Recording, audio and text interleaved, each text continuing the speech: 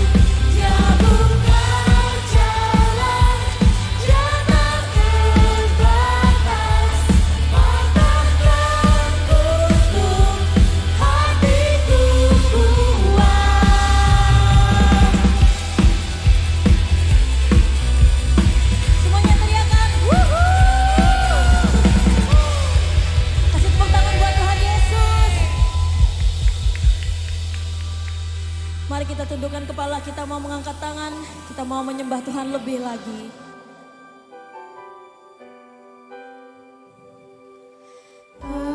Penasehat di hidupku,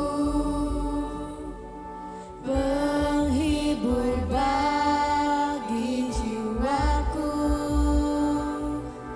ya Roh Kudus penolongku di tubuh, jiwa dan roh.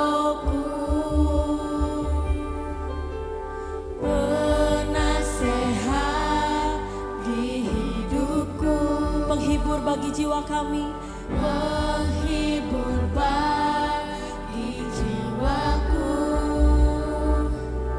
Ya Roh Kudus, penolongku di tubuh, jiwa, dan roh. Bersama-sama dengan mengangkat tangan. Engkau Maha Hadir, Roh Kudus di sini Kau bagiku.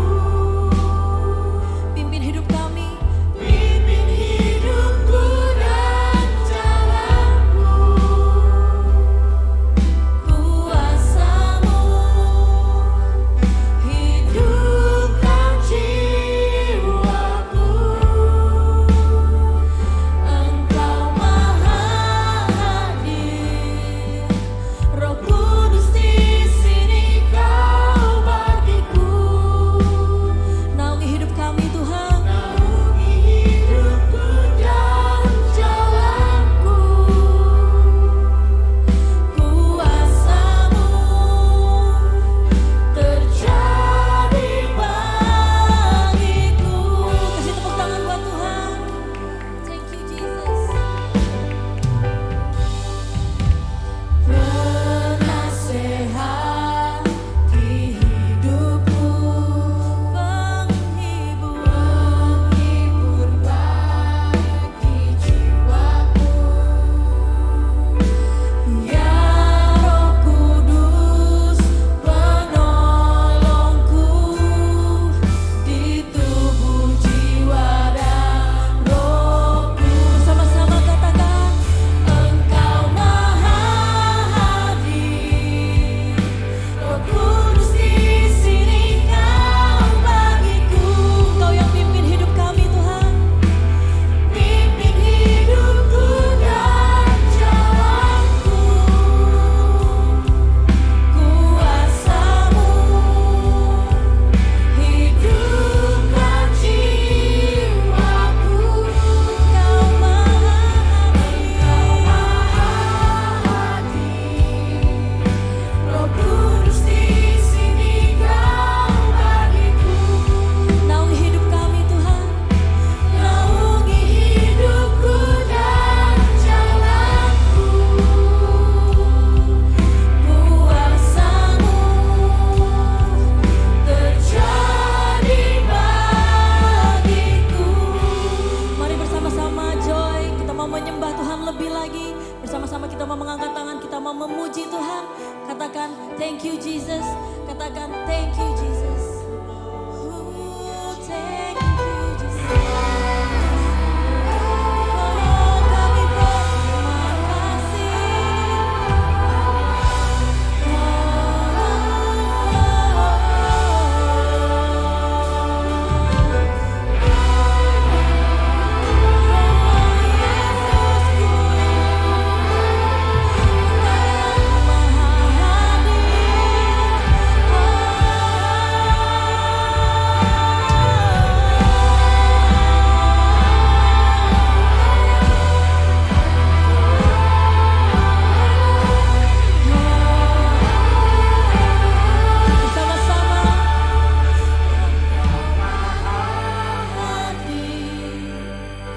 Roh Kudus di sini Kau bagiku. Pimpin hidup kami, pimpin hidupku dan jalanku. Kuasa-Mu hidupkan jiwaku. Engkau Maha Hadir, Roh Kudus di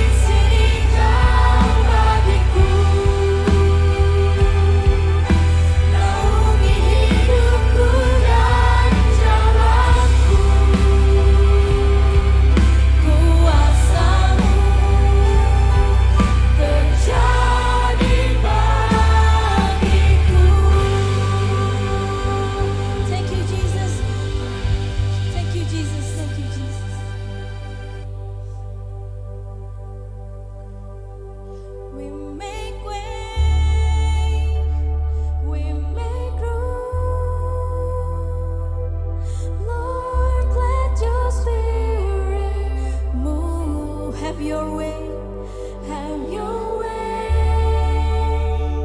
in this place.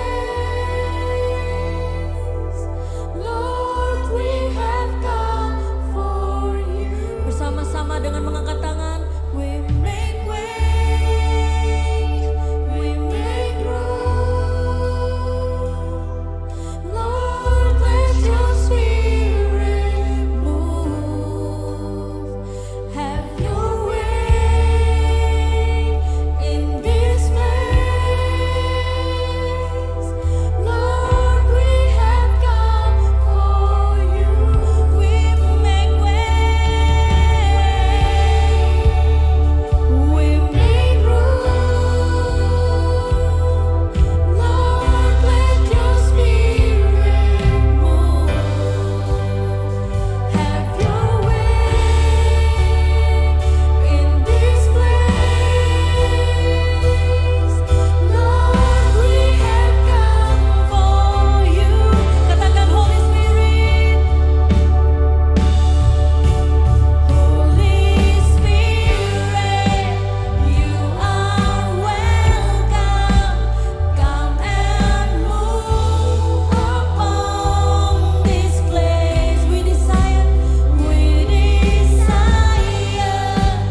an encounter once again. Send your fire,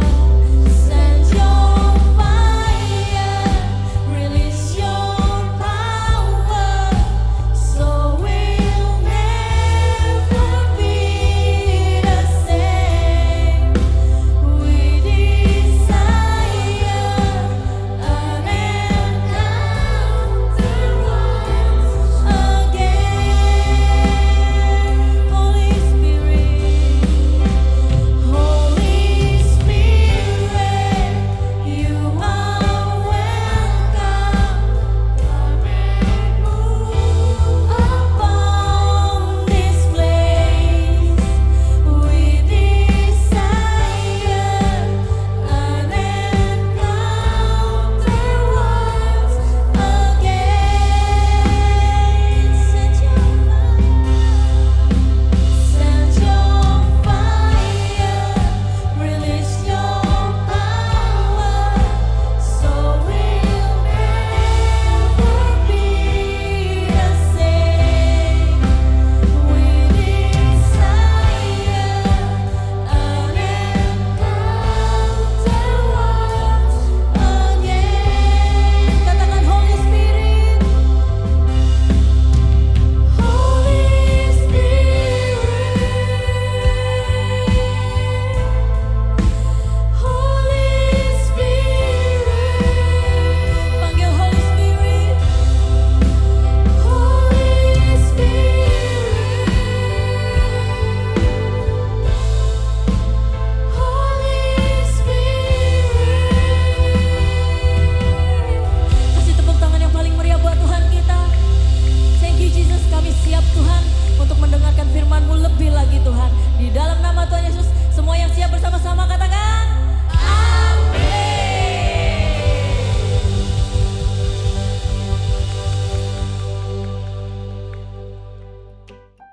Saatnya games, yeay!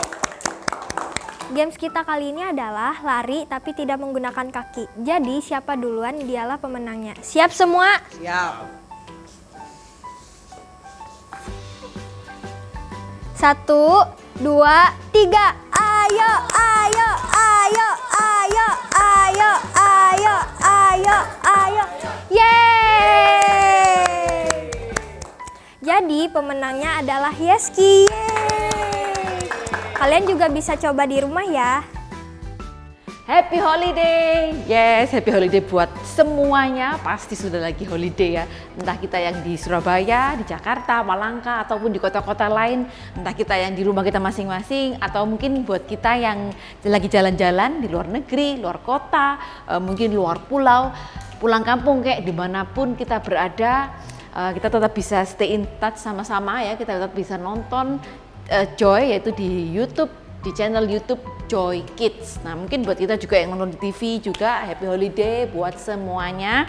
Nah, siapa nih di antara kalian yang mungkin lagi di Roma aja, tapi pas liburan lagi pengen jalan-jalan? Mungkin ada yang jalan-jalan ke mall, atau mungkin ada yang cuman jalan-jalan di taman, itu mungkin di sekitar rumah, atau nih ada yang berenang. Siapa yang suka berenang? Siapa yang suka berenang? Boleh angkat tangannya. Yes, banyakan kita semua pasti suka berenang ya. Apalagi kita yang lagi belajar berenang, mungkin, atau buat kita yang sudah bisa berenang. Siapa nih yang udah bisa berenang tanpa pelampung? Oh, itu ada beberapa ya yang udah hebat bisa berenang tanpa pelampung. Ada juga yang masih pakai pelampung, nggak apa-apa, it's okay. Ada yang, atau mungkin ada yang takut air ya, it's okay ya, kita bisa belajar sama-sama, mungkin entah sama papa, mama, atau sama kakak, adik, atau siapapun, teman-teman ya, pokoknya yang penting kita harus ekstra hati-hati di dalam kolam renang ya. Nah, buat kita yang semuanya mau yang bisa berenang, yang nggak bisa berenang, yang berenangnya pakai pelampung, yang takut air sekalipun, semuanya perlu tahu bahwa kita semua disayang sama Tuhan. Oke, tapi ceritanya bukan tentang itu ya. Hari ini kita bahas kolam atau kolam renang karena hari ini kita akan mendengar sebuah cerita tentang seseorang yang sudah sakit sangat lama di dekat kolam. Bukan kolam renang, tapi namanya adalah kolam di Bethesda. Jadi itu adalah sebuah kolam. Jadi pada waktu itu Tuhan Yesus seperti biasa ya, Tuhan Yesus di jalan dari sana dan kemari melalui sebuah tempat yang lainnya. Tuhan Yesus ketemu dengan banyak orang, bahkan Tuhan Yesus dikerumuni banyak orang, dan hari itu adalah hari raya orang Yahudi atau orang Israel ya. Perayaan hari raya itu adalah seperti mungkin kayak misalnya kita merayakan hari Natal gitu ya waktu itu ya, zaman itu. Tapi ini adalah hari raya orang Yahudi. Nah, di hari raya orang Yahudi itu adalah tentunya hari libur ya. Dan Yesus itu jalan menuju ke Yerusalem. Dan di Yerusalem itu ada sebuah pintu gerbang domba, ada sebuah kolam yang disebut dengan Bethesda. Oke, kita ngomong sama-sama ya. Nama kolamnya adalah kolam Bethesda. Nah, kolam Bethesda itu ada 5 serambi yang di dalamnya ada sejumlah orang yang sakit. Ya, jadi di dalam kolam itu ada 5 serambi, jadi kayak 5 bagian gitu ya. Dan di dalam bagian kolam itu ada beberapa orang sakit apa aja. Ada yang sakitnya matanya buta ya, buta itu tentu matanya karena buta nggak bisa melihat. Ada yang nggak bisa mendengar, apa itu namanya, disebut dengan tuli. Ada yang gini, orang bisu ya, nggak bisa ngomong, jadi mungkin ngomongnya pakai gerakan-gerakan gini. Ada juga orang yang tangannya mungkin entah nggak bisa lurus, tangannya lagi, atau mungkin ke belakang, atau tangannya yang lagi nggak bisa buka begini ya. Ada juga orang yang kakinya lumpuh ya, lumpuh tapi nggak bisa berjalan. Dia mungkin tiduran terus, atau mungkin dia lagi kakinya mungkin lumpuh sebelah atau lumpuh dua-duanya. Nah, ada berbagai macam orang sakit di situ ya. Apa yang orang-orang sakit itu lakukan di situ adalah mereka menunggu ya.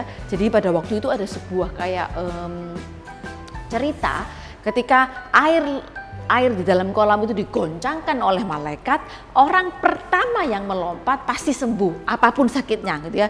Jadi tapi nggak ada yang tahu nih kapan, mungkin kayak jam 10 atau mungkin nanti 2 jam lagi, atau mungkin setiap 5 jam, nggak ada yang tahu kapan momen malaikat menggoncangkan. Jadi malaikat itu akan menggoncangkan sewaktu-waktu, dan ketika air digoncangkan, orang pertama yang lompat itu yang sembuh. Nah, di situ ada seorang yang sudah sakit lama ya, dia adalah orang lumpuh. Dia sakit lama di sana, dan dia itu orang lumpuh itu pada saat itu dia menggunakan ini ya, tikar ini. Disediakan tikar, ini namanya tikar ya. Jadi dia tidur di atas tikar, dia duduk di atas tikar itu selama 38 tahun. Oke, diulangi sama-sama. Berapa lama dia sakitnya? 38 tahun. Ya, bisa bayangin betapa lamanya. Ya, kalau kemarin kita dengerin 12 tahun aja udah lama banget kayak usia-usia kalian. Bayangin ini orangnya 38 tahun, dia bahkan lebih lama lagi sakitnya daripada orang yang kemarin itu. Dan ketika orang itu dia di sana ya, selama 38 tahun, ini yang dia lakukan. Dia itu berusaha untuk menuju ke kolam. Ya. Nah, pada waktu dia namanya orang lumpuh ya. Kalau kita mungkin kalau seandainya kita mungkin entah tuli atau gitu ya, kita mungkin bisu. Ketika kita lihat goncang kita pasti bisa lari ya. Bayangin orang lumpuh ini pasti nggak bisa lari ya, karena dia cuma bisa duduk, dan dia untuk bergeser pun dia pasti akan kesusahan. Mungkin dia gesernya kayak gini kali ya, kakinya terus bergeser-geser gini, tapi itu akan mengalami banyak kesulitan buat dia untuk bergeser. Nah, karena itu selama 38 tahun ini dia terus menunggu air digoncangkan, tapi dia nggak bisa lompat, dia nggak bisa masuk ke sana yang pertama kali. Karena apa? Dia selalu kedahuluan sama orang lain, orang sakit lain yang sudah siap-siap dan langsung melompat ke sana. Karena kayak tadi Miss bilang, nggak ada yang tahu momennya, nggak ada yang tahu seberapa sering atau seberapa banyak bakal digoncangkan air itu setiap hari. Jadi adalah momen-momen sewaktu-waktu kayak, pokoknya istilahnya itu spontan gitu ya. Nah, karena itu orang ini 38, kadang nggak ada yang nolongin dia. Jadi mungkin entah orang tuanya udah capek atau mungkin adiknya, saudaranya sudah nggak ngurusin dia lagi. Jadi dia benar-benar di sana sendirian selama 38 tahun. Dan setiap kali ada air digoncangkan, dia selalu ketinggalan. Air digoncangkan, dia nggak bisa lompat gitu ya. Jadi dia menunggu, dan ketika itu Tuhan Yesus lewat dan dia lihat orang yang sudah lumpuh 38 tahun ini. Karena Tuhan Yesus adalah Tuhan kita yang sangat hebat. Dia tahu ya, dia tahu ceritanya selama berapa lama orang lumpuh itu duduk di sana. Dan dia tahu betapa orang lumpuh ini pasti kepingin sembuh gitu ya. Kalau kita seandainya sampai kita sakit, gak usahlah kita lumpuh, tuli, bisu gitu ya. Kita cuma sakit batuk pilek aja, pasti kita nggak kepingin lama-lama. Bayangin orang ini dia lumpuh, dia nggak bisa berjalan selama 38 tahun. Pasti dia cuma kepingin satu hal, sembuh. Dia nggak kepingin punya duit yang banyak, dia nggak kepingin punya istilahnya itu baju yang bagus, tapi dia cuma kepingin satu, sembuh dan bisa berjalan. Nah, pada saat dia Tuhan Yesus ketemu sama orang lumpuh ini, Tuhan Yesus tanya sama dia, maukah kamu sembuh? Kira-kira kalau kalian sakit tanyain sama dokter, maukah kamu sembuh? Kita jawabannya apa? Ya pasti mau ya. Akhirnya orang lumpuh dia menceritakan kepada Tuhan Yesus bagaimana apa yang sudah dia alami selama 38 tahun itu, dan apa yang sudah terjadi ketika setiap kali air digoncangkan dia selalu kedahuluan oleh orang lain. Nah, seketika itu juga Tuhan Yesus bilang sama orang ini, bangunlah, angkatlah tikarmu dan berjalanlah. Jadi Tuhan Yesus suruh dia bangunlah ya, angkatlah tikarmu dan berjalanlah ya. Kira-kira kalau kita jadi orang lumpuh ini, kita bisa bayangin nggak sih jalan itu seperti apa? Wong kita selama kita hidup nggak pernah bisa jalan ya. Tapi dia percaya orang lumpuh ini dengan kata-kata Tuhan Yesus, dan itu yang dilakukan oleh orang lumpuh itu ya, dia angkat tikarnya dan dia berjalan saat itu juga. Nah, ini yang jadi masalah pada waktu itu ya. Singkat cerita orang itu sudah sembuh, itu nggak jadi masalah. Jadi masalah ini pada saat itu adalah hari Sabat. Kalian tahu nggak hari Sabat itu apa? Jadi kalau di zaman waktu itu ya, hari Sabat adalah hari di mana orang-orang itu tidak boleh berbuat apa-apa. Istilahnya nggak boleh ngapa-ngapain, cuman boleh istirahat. Bahkan angkat tikar pun itu jadi sebuah problem. Nah, karena itu pada waktu itu hari Sabat, Tuhan Yesus nyuruh orang itu mengangkat tikar. Nah, orang-orang yang musuhnya Tuhan Yesus itu mereka lihat, wih, Tuhan Yesus ini sengaja dia melanggar peraturan hari Sabat. Padahal sudah jelas-jelas tahu kalau di hari Sabat tuh nggak boleh ngapa-ngapain. Nah, ini juga adalah momen-momen ketika Tuhan Yesus di dunia ini yang membuat banyak orang yang jadi nggak suka dan iri sama Tuhan Yesus ya. Tuhan Yesus bukan cuma melakukan mujizat, tapi dia melakukan segala hal itu sesuai dengan perintahnya Bapa di surga. Tapi orang-orang yang sekitar yang musuh itu juga nggak ngerti gitu ya. Jadi karena mereka nggak ngerti, akhirnya dia menjadi marah dan dia semakin tidak suka dan semakin punya keinginan untuk membunuh Tuhan Yesus. Tapi cerita kita nggak di situ, tapi cerita kita adalah ini ya. Ketika Tuhan Yesus tuh nggak peduli ya, walaupun hari Sabat dia nggak nunggu hari Sabat lewat baru dia sembuhkan orang ini.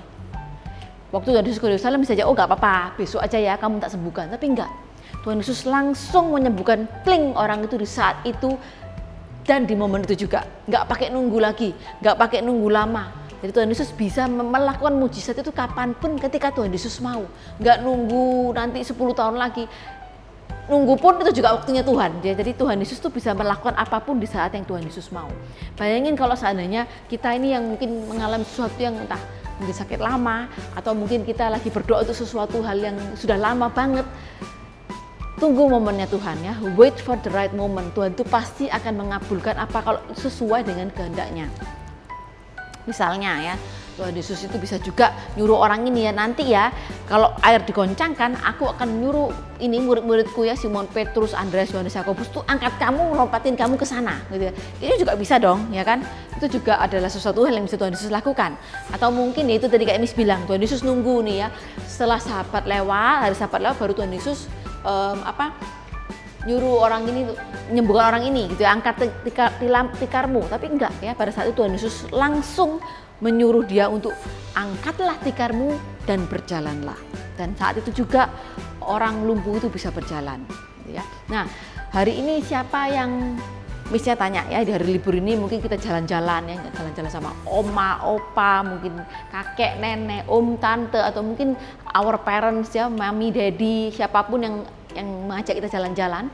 Nah, pernah nggak sih kita waktu lagi jalan-jalan kita itu lihat mungkin donat gitu ya, atau mungkin kita lihat coklat, atau mungkin kita lihat ice cream, atau nih bahkan mungkin kita lagi kepingin beli sesuatu misal yang something yang really expensive, yang agak expensive, mungkin Nintendo Switch atau mungkin gadget atau mungkin handphone baru atau apapun yang kita minta dan kita inginkan. Itu pernah nggak sih kita itu minta gitu ya, pasti pernah ya. Tapi ini suatu hal yang kita perlu tahu, kira-kira menurut kalian handphone kalian yang sudah ada itu sama buku sekolah penting mana?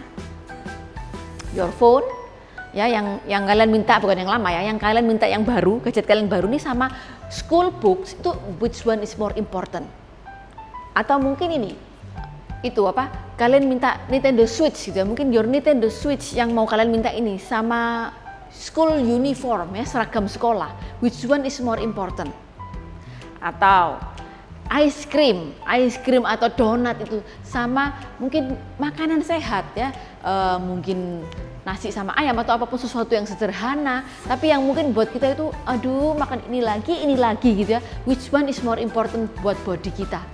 Atau ini donat atau junk food ya, sama mungkin susu, menurut kalian mana yang lebih important?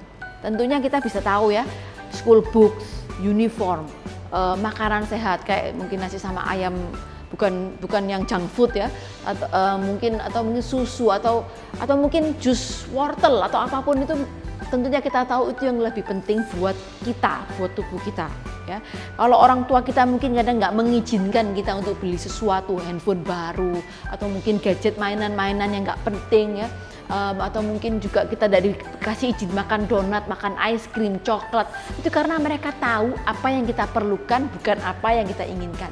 Begitu juga dengan Tuhan ya, ketika kita mungkin mendoakan sesuatu atau kita menginginkan sesuatu dalam entah apapun itu dalam kehidupan kita, mungkin menurut Tuhan itu bukan sesuatu yang kamu perlukan, itu sesuatu yang kamu inginkan. Karena ini Jesus sees our needs and helps us ya. Begitu juga dengan orang yang sakit 38 tahun itu, Tuhan tahu ya, orang ini nggak butuh baju baru, orang ini nggak butuh uang banyak, tapi dia butuh bisa berjalan, dia butuh bisa ini, angkat tikarmu dan berjalanlah. Karena apa? Jesus sees our needs and helps us. Begitu juga dengan kehidupan kita ya, kita membutuhkan sesuatu, Tuhan tahu, dan itu yang akan Tuhan penuhi dalam kehidupan kita. Oke, kita katakan sama-sama sekali lagi, Jesus sees our needs and help us.